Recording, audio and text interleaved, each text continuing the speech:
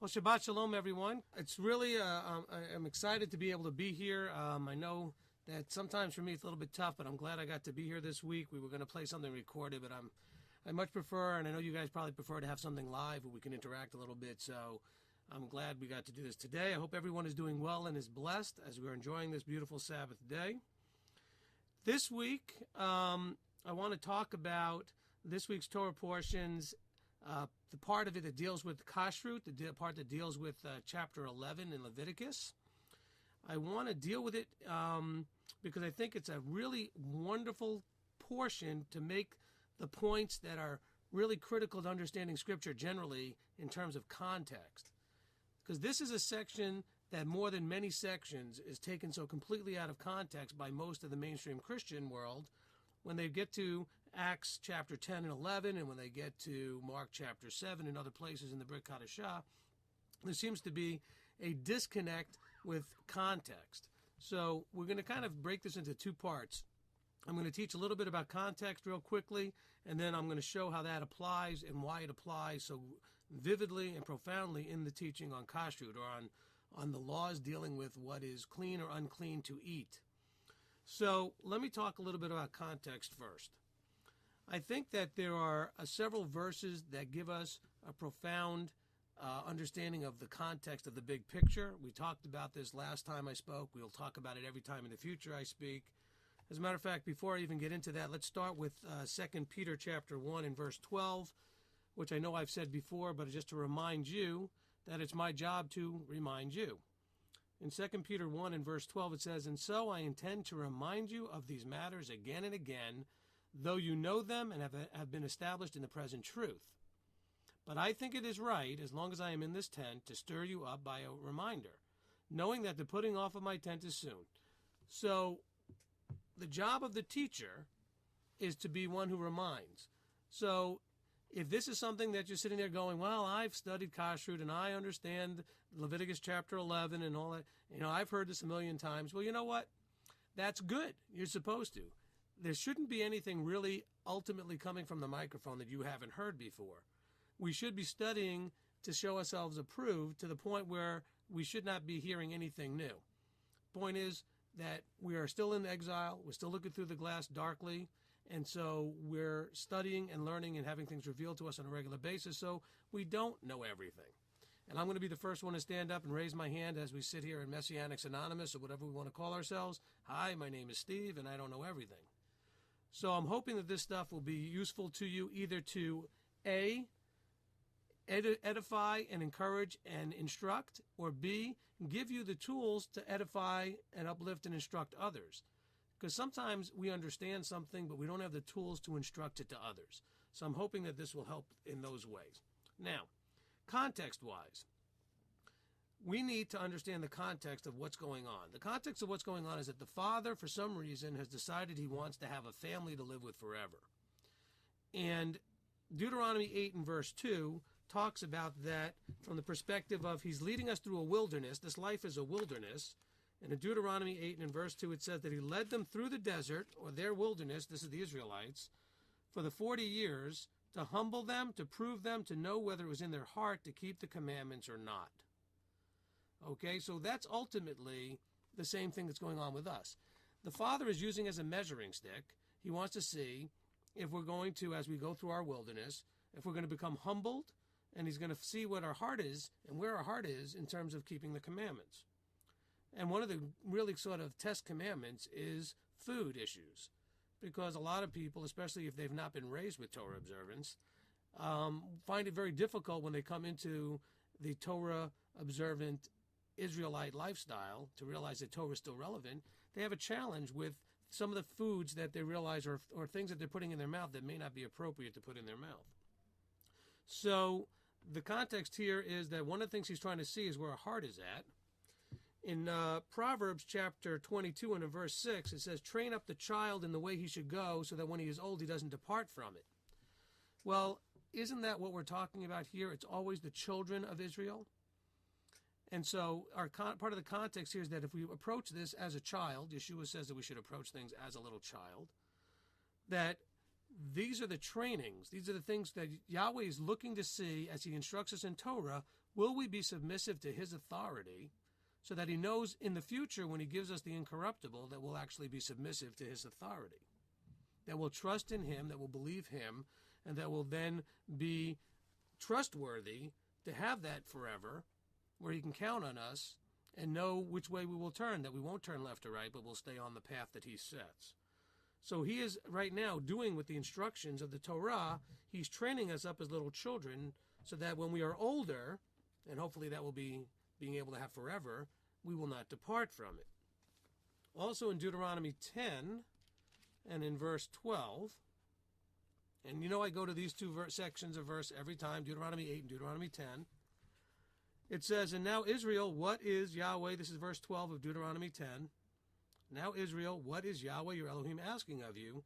But to fear Yahweh your Elohim, to walk in all his ways, and to love him, and to serve Yahweh your Elohim with all your heart and with all your being, and to guard the commandments of Yahweh and his laws, which I command you today, which are for your good. Now, so it starts out with fearing him, and as we develop that super deep level of awe and respect and reverence, which is what that fear word means, we desire then to walk in all his ways. Then we see how much he loved us because his ways bless us. So we end up building this deep love for him. And then we desire to serve him with all of our heart, with all our being. Now, walking in all his ways means that if he says to do it, we do it. If he says not to do it, we don't do it. And so this is all part of the context. So as we dig into this, we have to start building a framework within which we study. Part of that framework is that Scripture cannot and does not contradict itself. Okay, Yahweh has provided us with his word. His word is the same yesterday, today, and forever. So based on that, what Yahweh says is right can never be wrong, and what he says is wrong can never be right. And so if he says something is right, and then we go and read something in the Brit Hadashah that seems to say that it's now wrong, then there's a problem. There's a disconnect there, and we need to start to dig in and figure out why there's a disconnect. There's some sort of perception problem, translation problem, something going on here. Because if Yahweh said it was right, then it can never be wrong. If he said something was wrong, it can never be right. Yahweh says, I am the same yesterday, today, and tomorrow. I am Yahweh, I do not change. And so we know that he is unchanging. If he was changing, we'd have no hope.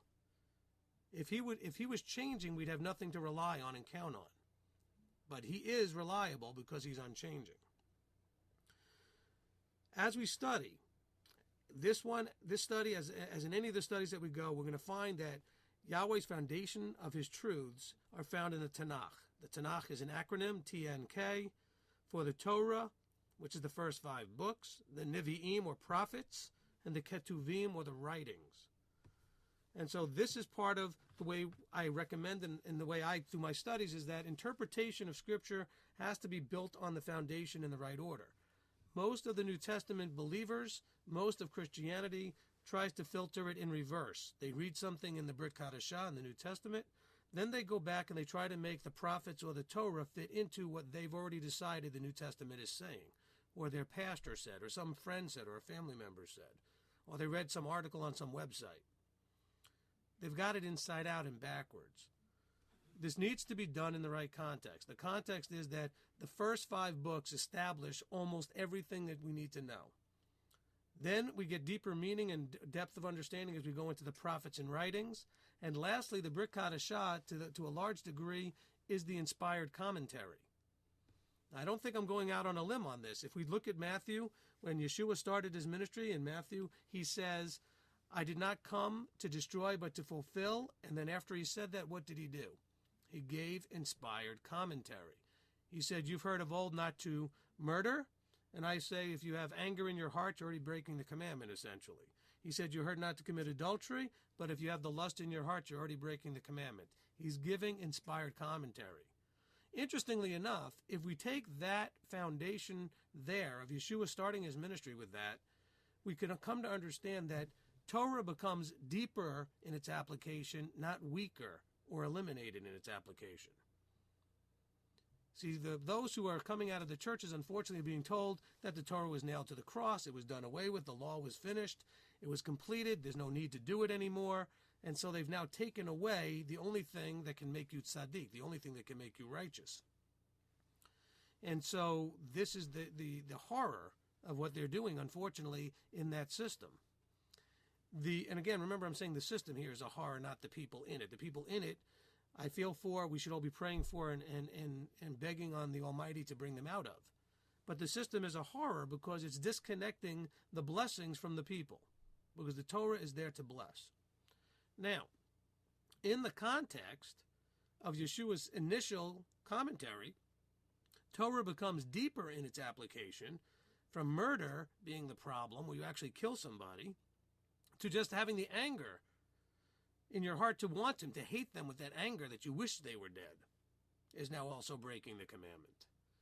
He gives a more deeper understanding to the adultery instruction, by even the lust in the heart, to want to. Because there's a lot of people walking around saying, man, I want her so bad, but hey, I didn't do it, so I didn't give in to my lust, so I'm okay. But I'm going to think about that and dwell on it all day and all night. And this is, again, breaking the Scripture. So, if anything, Torah has become deeper in its application in our lives, with Yeshua showing up and giving the inspired commentary, followed by then the inspired commentary of the apostles, not less and not weakened. More context. If we going to use scriptural authority correctly, just like in government, if the federal government here in the U.S., okay, put a law into effect, then it would need the federal government to take that law out of effect. Well, the same thing works in Scripture. A thus says Yahweh would require a thus says Yahweh. And what we find is there are no thus said Yahwehs to stop keeping the Sabbath. There's no thus said Yahwehs to move it to Sunday. There's no thus said Yahwehs to get rid of the holy days and institute Christmas and Easter. There are none. These things just don't exist scripturally. But this would be correct scriptural authority. A thus said Yahweh requires a thus said Yahweh. So if somebody's interpreting something that Rav Shaul or Paul says as being a verse that would then somehow undermine or do away with something that's a thus said Yahweh, then we have a problem. And that problem is in our interpretation, because that can't be. So either Rav Shaul or whatever writer of the Brit Kadashah that you're reading, whether it's in Peter or James or some other book, if it seems to, and a key word here is seems to be contradicting something from the Tanakh where Yahweh spoke, well, then the problem has to be in the Brit Kadashah reading and not in the Tanakh. And so we either have a problem with the writer or a problem with the translation or a problem with our understanding. Now, I believe that the writers were inspired. I believe the translation's a terrible mess for the most part, which is why we try very hard as teachers to dig into the Hebrew underlying the verses. As the Greek, if we can get it, the Aramaic or Hebrew, if we can get it in the New Testament, and truly the Hebrew for sure if it's in the Old. And so we really have to deal with and accept the fact that we have translations that, and this Mark chapter 7 issue is going to prove it really clearly, translations that are very problematic. And so we have to do our due diligence. Now, more context. When we're doing context, we need to understand, when we're reading something, who is the audience? Who is the section of Scripture being written, being spoken to? Not necessarily written to, but spoken to. Who's the audience that's receiving the message? When Yeshua spoke, most people forget that he spoke only to the Yehudim. He was not sent to the Goyim. He was not sent out to the nations. He spoke to the Yehudim, the Jews. That's part of context. Okay, who is the message for? Sometimes the message is for that people as well as for something in the future, because sometimes the message is prophetic. Sometimes it has multiple layers. Who is doing the speaking? Okay, and why are they speaking on this topic? So I'm going to go through the who, what's, whys, where's, and when's, and all that kind of stuff. So next I would say what? What is the issue being addressed?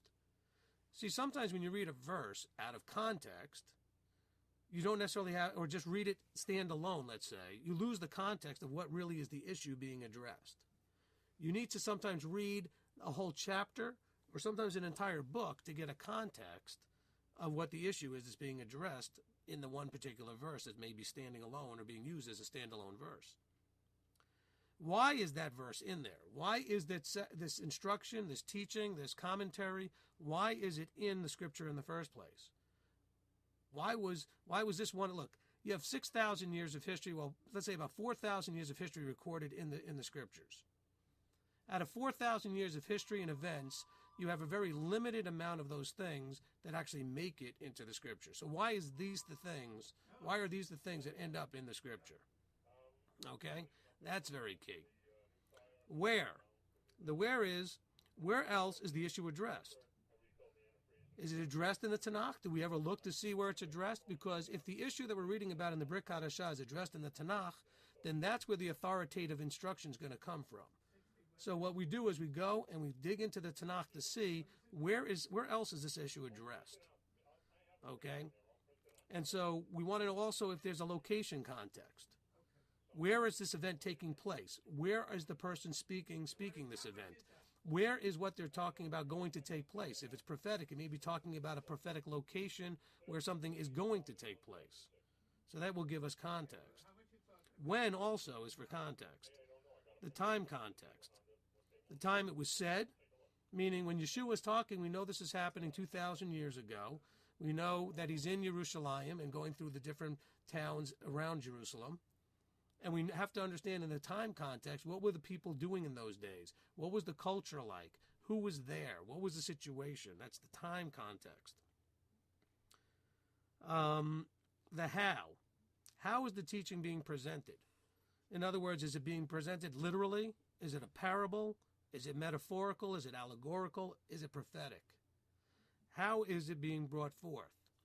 See, there's a lot to really bringing out the idea of context. And that's where it becomes really critical that we understand all of these elements and take them into effect and account when we're trying to understand some Scripture, especially if somebody is teaching something like the mainstream Christianity does, that the law was done away with, or that you can eat anything you want. And then we go back in the Tanakh and we don't see that there in the Tanakh. And so we have to wonder, well, how is this possible that things were changed by the time we get to the New Testament? Are things changeable? Does Yahweh change? What is the context? Remember, again, a thus said Yahweh requires a thus said Yahweh to change anything. It's really critical. I know a lot of people like to use also the law of first occurrence, which means the first time that a phrase or a word or an idea is talked about establishes what that idea is really about. And so if you've never done a study like that, add that into your study tools where you'll go and look at the first time something is brought up or dealt with, and that will give you an idea foundationally of what is being dealt with. And so that's really, really important. Another piece to this would be the 2 or 3 witnesses to establish something. On the mouth or on the witness of two or more, a thing is established. And so if you find something standing by itself and you can't find any place else that deals with it, I would be much more cautious with that piece of information that you find, pending finding something to back it up. That doesn't mean it's wrong, but it does mean it may have been inserted. As we're going to deal with today, there is something inserted in Mark chapter 7 that we're going to have to deal with. So when you find something that stands alone and you can't find a backup to it, that's something that I would say, warning, warning, Will Robinson, danger, be careful with it. Be careful with it. Also for context, and this is where it's going to get really tough, we have to deal with what it says, meaning the Scripture, versus what we want it to say or don't want it to say. Because we can't come to this, unfortunately, without a bias. When we look at Scripture, we have, by default, a bias. That bias is based on our cultural background, the people around us, everything we've ever studied, everything we've ever listened to a teacher teach about a particular subject. This all puts us into a biased position where it becomes very difficult for us to just start from scratch and pretend we didn't know. It's kind of like when you're watching a jury trial on TV and the judge tells the jury to ignore something that was just said. Well, good luck with that. It doesn't work so easily. People don't forget what they heard. So we are the same. We find it very difficult to forget what a teacher has taught about something we're reading, because whatever we're studying, if it clashes with what we've heard before, it's like swimming upstream. Okay, it's like swimming upstream. And so we have to be very careful again. So this is all to give us a little bit of context as we go into our study on food, because I really want to make sure that as we're doing this, that we have a good idea of how we can bring context to it. Now, Leviticus chapter 11, and I'm not going to get into this right here, but Leviticus chapter 11, in the first 3 verses, it talks about different animals, and it talks about the split hoof, which is completely divided, and the animal that chews its cud. These are to be considered food, that the animal must have all 3 of these things. A split hoof, it has to be completely divided, and it has to chew its cud.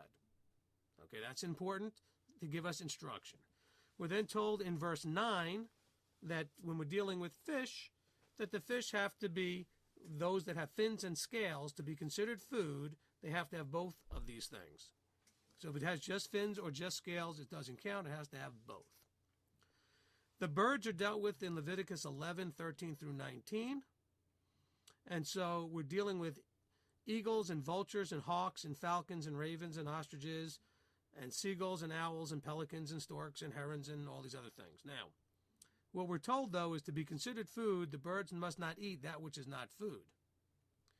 Now, that may be an interesting phrase I just used, but I want to kind of throw that in there. This chapter is not dealing with whether or not food is clean or not. It's dealing whether or not something is actually considered food. Not all animals are food. They have other purposes.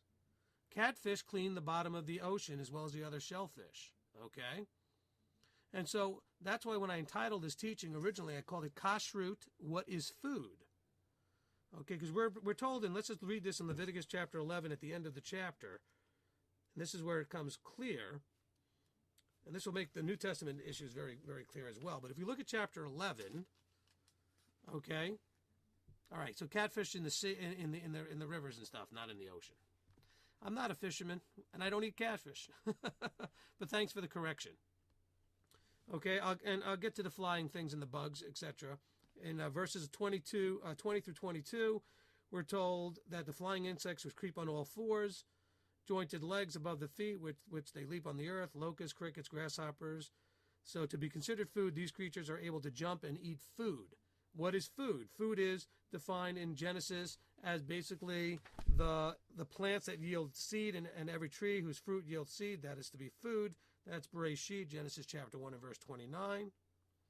To every beast, bird, and creeping creature, every plant or green plant is for food. See, the things that we're not supposed to eat, generally speaking, either eat dead animals, or they eat garbage, or they eat refuse. Okay, they're not necessarily eating food. Okay? Now,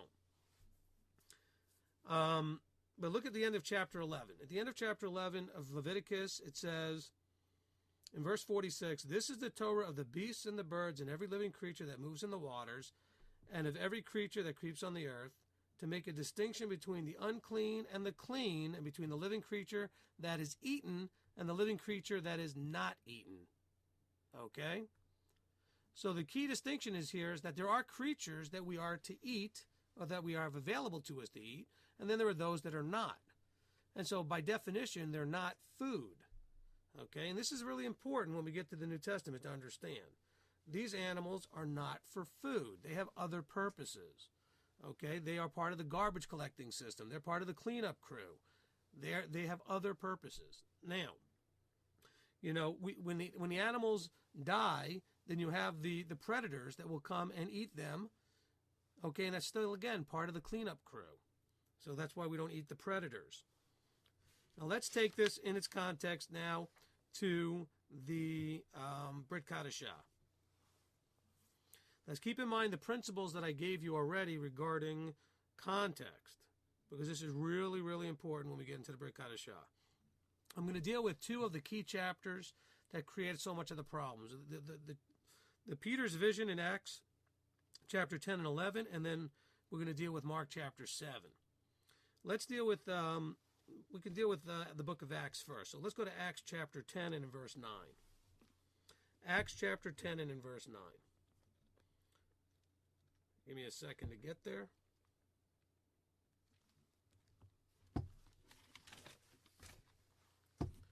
Okay, Acts chapter 10 and in verse 9. And on the next day, as they were on their way and approaching the city, Kepha, went up to the housetop to pray about the 6th hour. And he became hungry and wished to eat. But while they were preparing, he fell into a trance, and he saw the heaven opened, and a certain vessel like a great sheet bound at the 4 corners, descending to him and let down to the earth, in which were all kinds of 4-footed beasts of the earth, and wild beasts, and creeping creatures, and the birds of the heaven. And a voice came to him and said, Rise up, Kepha, slay and eat. But Kepha said, Not at all, master, because I have never eaten whatever is common or unclean. And a voice came to him again the second time and said, What Elohim has cleansed, you do not consider common. And this took place 3 times, and the vessel was taken back into the heaven. Now, let's stop for a second. Let's look at context. First of all, there's a real critical context here that a lot of people miss. And that is, here we are in the book of Acts. This is several years, or who knows the timing, I haven't gotten it exactly, but this is after Yeshua obviously has ascended. And here's one of the key apostles, Shimon Kepha, admitting at this point it was clearly beyond his understanding that anything was done away with. He certainly didn't think so. He was keeping the kosher laws. We find the same thing with Shabbat. They're all keeping Shabbat. We find the same thing with the feasts. They're all keeping the feasts. But a lot of people miss the fact that here's Kepha saying, I've never eaten anything that goes against the kashrut laws. And so he's very confused. And as we should be, if that was happening to us, because thus said Yahweh would require thus said Yahweh, and what is the context and what is going on here? So now we have to start looking for the context and what's going on.